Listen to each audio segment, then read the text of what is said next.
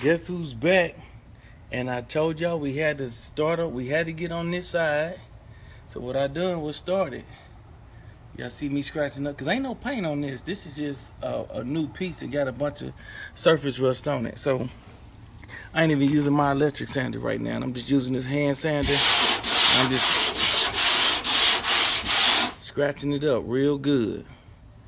And as you can see, some of it you can see is getting back down to the black.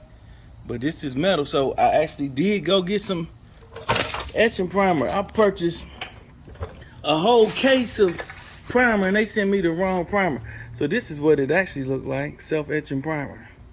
When you go in metal, when it's all metal. Now that on the top, that filler primer, that's kind of cool because it was paint on it and I was trying to get the paint off and I got down to the metal at some point. But this is all metal, ain't nothing on here. So that's what you want. You want to get some etching primer. So that's what I'm doing, scratching it up.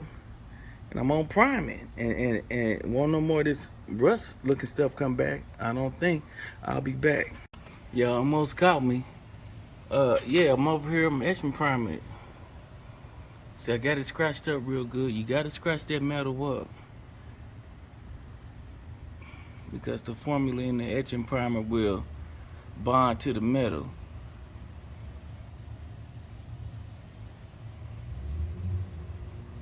I got my mask on and everything today.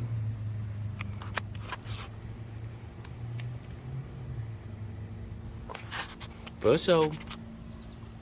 I'll be back.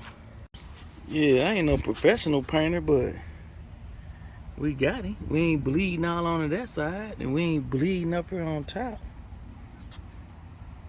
I bumped it right there. You see me. Bumped it with my shirt.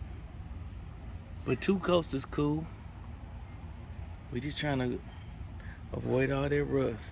I might still have to do this top again, though. That's all right. We got him, though.